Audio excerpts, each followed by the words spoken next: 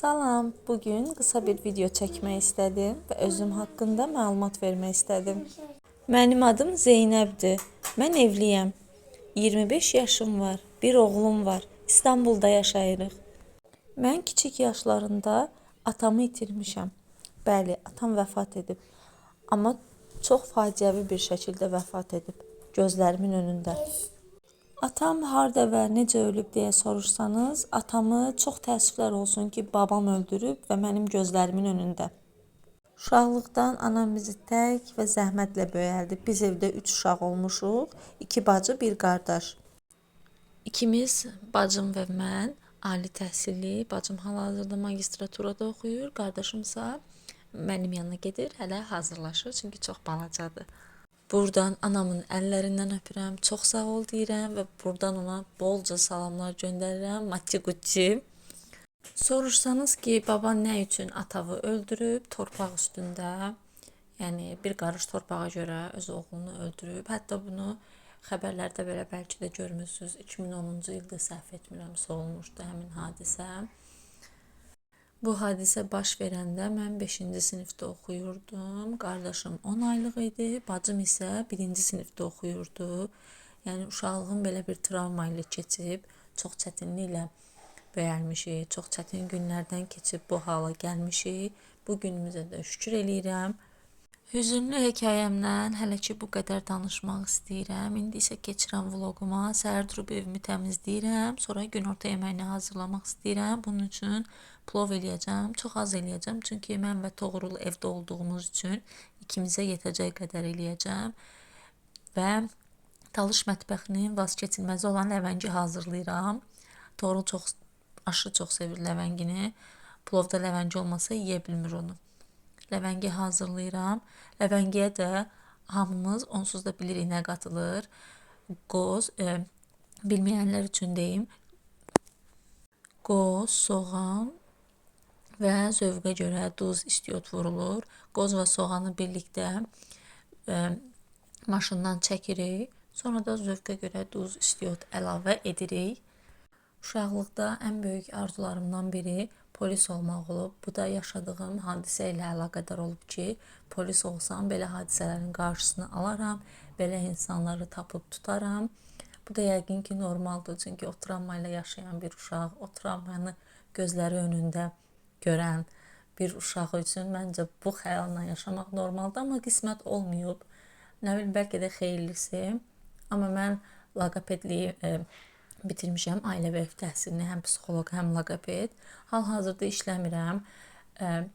Subaylıqda da işləmişəm, amma öz ixtisasıma uyğun işləməmişəm. Başqa ixtisaslarda işləmişəm, yəni buğalter işləmişəm. İndi inşallah Azərbaycana köçəndə çox güman ki, Allah qismət eləsə, öz ixtisasım üzrə işləməyi düşünürəm. Yoldaşım da ali təhsillidir. Bu arada yoldaşımın da adı Elnurdur, ali təhsillidir. O isə Rusiyada bitirib məktəbi. Oxuduğu məktəb isə hüquqşünasdır, yəni vəkildir. Hal-hazırda o da yəni xaricdə olduğumuz üçün öz ixtisası üzrə işləmir. İndi Azərbaycana getdikdə mütləq bir şəkildə Rusiyanın diplomunu Azərbaycanda təsdiqləməlidir ki, öz ixtisası üzrə işləsin. Amma Rusiyada olanda isə öz ixtisası üzrə işləyib. Yoldaşım Rusiya vətəndaşıdır. Rusiyada doğulub, böyəlib, oxuyub. 35 il Rusiyada olub. Daha doğrusu 36 il Rusiyada olub. Yoldaşımın Azərbaycan vətəndaşlığı yox idi. Təsadüfi tanışlığımız sayəsində ZAKS-da ona seçim verdilər ki, bəs Azərbaycan vətəndaşlığı ilə ZAKS-a girmək istəyirsən, yoxsa Rusiya vətəndaşlığı ilə. O da rahat olsun deyə Azərbaycan vətəndaşlığını seçdi və vətəndaşlığı biz evlənəndə aldı. Burada vətəndaşlıq nə üçün almırıq? Çünki burada vətəndaşlığı almaq çox çətindir. Yəni 5 il qaldım, 10 il qaldım, vətəndaşlıq aldım deyə bir şey yoxdur. Xüsusən də son 3 ildə mən bura gəldikdən sonra burada vəziyyət çox çətinləşdi. Çox insanlar deport olundu. Hətta burada oturma izni almaq belə çox çətindir. Oturma iznini də 1 illik verirlər. Hətta burada 15 il həmişə oturma izni alan bir insan belə son 2-3 ildə deport olunanlar var. Hətta Elnurun iş yoldaşlarından da var elələri. Çox da ətrafımızda. İstanbula gəldikdə isə İstanbulda yaşamaq mənim uşaqlıq xəyallarımdan biri olub ki, mütləq bir şəkildə İstanbula gedəcəm, İstanbulda yaşayacağam. Allahıma çox şükürlər olsun ki, bu arzumu reallaşdırıb. Amma nə yalan deyim, heç də kinoda olduğu kimi deyil. Kinolarda göstərilib ki, onlar bizi belə çox istəyirlər, belə çox mehribandırlar, qardaş falan, amma gerçəkdə heç elə bir şey yoxdur. Sıradan bir insan kimisən, hətta səni yolda görsən, soruşsalar belə sən haralsan, desən Azərbaycanlıyam, üzvə belə baxmazlar, yəni o dərəcədə. Düzdür, təbii ki də bizi burada qardaş kimi görüb istəyənlər də var, amma onların sayı çox azdır. İstəməyənlərin sayı daha çoxluq təşkil eləyir. Çox təəssüflər olsun ki, amma biz elə deyilik təbii ki də onlarla. Biz onları görəndə Azərbaycana gəldikdə canla başla qarşılayırıq, qonaqpərvərliyimizlə seçilirik, amma təəssüflər olsun ki, heç bir şey elə deyil, heç bir şey göründüyü kimi deyil. İnsan yaşayır, yaşadıkça öyrənir, öyrəndikcə dərk edirsənsə elə nə var öz torpağında, öz yerində var. Bu arada bura gəlib oturma izni alan Azərbaycanlılara son bir ildə güzəştə gediblər ki, Azərbaycan vətəndaşları gəlib burada oturma izni alsalar, onlara güzəştə gediləcək, onlara oturma izni veriləcək. İndi görək də bizdə nə olur.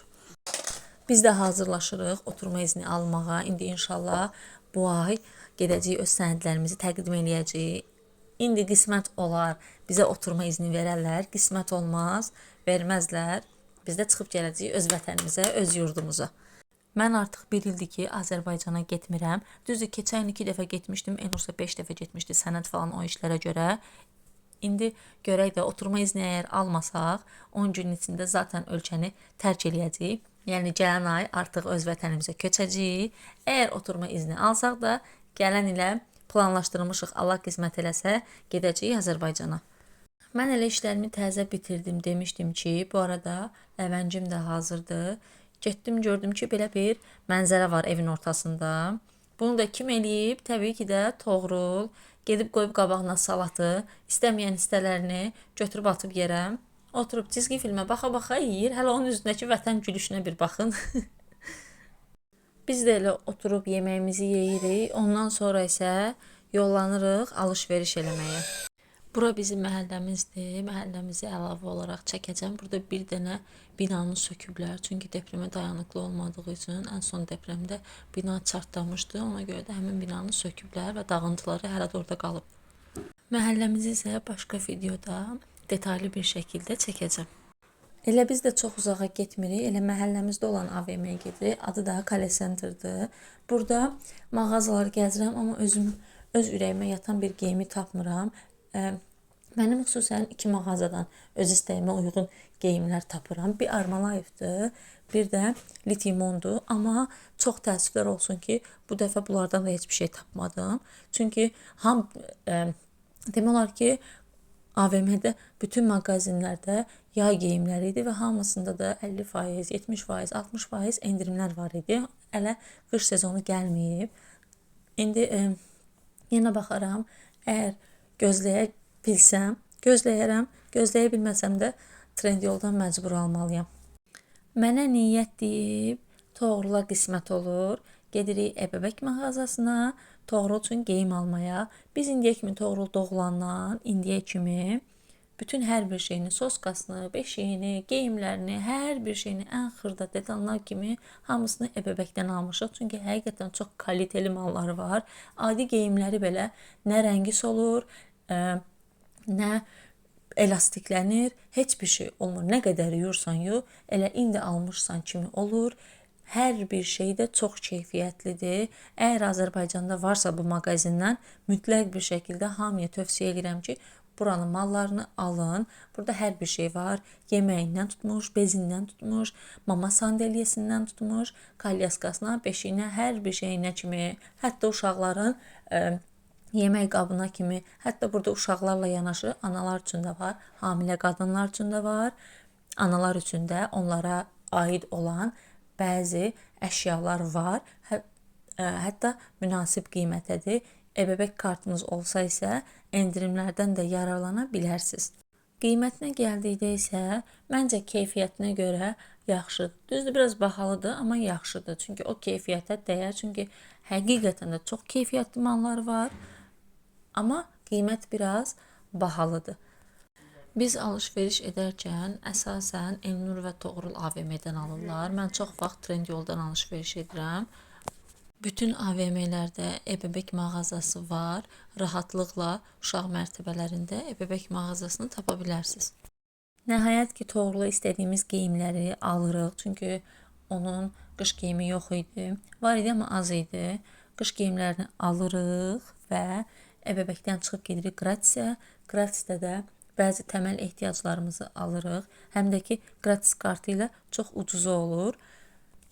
AVM-dən çıxırıq, gedirik metroya. Təbii ki də bu metro nəqliyyat vasitəsi olan bir metro deyil. Bu elə çox uzaqda yox.